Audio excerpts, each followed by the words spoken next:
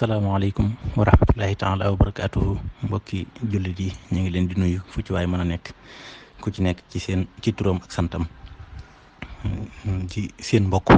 Daawuda Mbàkke mu Sëriñ Murtaddaa fas yéene fàttalente rek ay kàddu yu néew xam naa du gudd sax waaye fàttalente rek ci xew-xewu jamono ak fi jamono toll ndax buñ seetloo li jiitu yi yëpp di amit am na kenn ku ne am nga loo seetlu woon ci sa bopp seetlu ko ci jamono ji loo xam ne ab natt la woon bu doon jóge ci suñ borom boo ko seetloo rek muy lu sew nag maanaam buñ xoolee saafara yi jàngoro yi daa ëpp saafara yi fi ne junniy jàngoro yi am benn saafara am problème yi daa ëpp solution yi daanaka fi ne problème yi li koy régler lu jafe la da ngay gis ko sonn lu ne mu di ko daj ci ay lijjanti ay mbiram waaye pour mu sotti day jafe beneen ba ca desit mooy temps biñ am suñuy activité da ko ëpp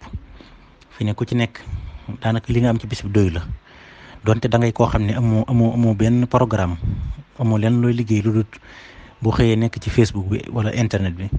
yow fi ne la ngay am ci bis sax da lay doy du la doy day xat ci yow waxuma la ak nag koo xam ne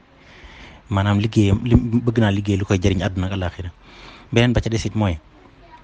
soxla yi am daa ëpp am yi fi ne ku ci ne say soxla la ngay am moo ëpp la ngay am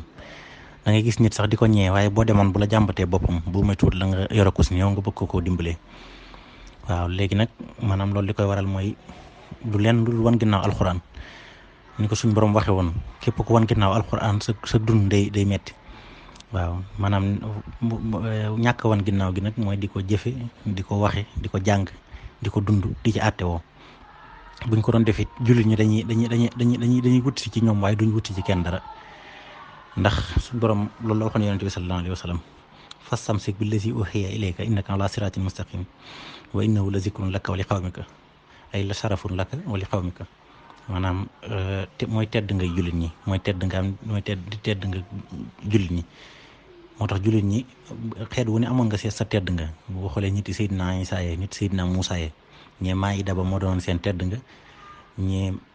man ak salwa moo doon seen tedd nga ku ci nekk it ba nga ko bàyyee gis nga ñàkk tedd ma alkandi gi la dikkal ñun nag alxuraan ay suñ tedd nga kon nañ ko fonk jàpp ko te di ci àttewoo bu dee lii nga xam ne nag moo fi am fan yi loolu it ñu bàyyi xel ne dafa am ñaari garantie yoo xam ne dañ koo amoon te benn ba dem na muy yonente bi sallallahu alayhi wa sallam ñu ko suñ borom waxee woon wa maa kaana llaahu li yu'azzibahum wa anta fihim maanaam du ma leen mbugal li fekk yaa ngi ci ñoom yonente bi nekkatu fi sallallahu alayhi wa sallam beneen bi ci desit mooy wa maa kaana llaahu mu'azzibahum wa hum yastaghfiruun maanaam suñ borom du leen mbugal li fekk ñi ngi tuub léegi nag loolu la ñuy fas yéene xoolaat tuub googu ba xam mi ngi fi am dit ndax tuub it baax na ci kii tuub jàpp ne def na bàkkaar waaye bu fekkee nit ki day jàpp ne li muy def du bàkkaar loolu it maanaam lu mat a bàyyi xel la ñu xoolaat ko bu baax fas yéene delluwaat tuub waaw te ñaan suñ borom saafara fi li fi am lépp teñ moytu it di ci wax ak di ko caaxaane ndax du lu ndaw ndax ab nattu du ndaw suñ borom lu mu tegee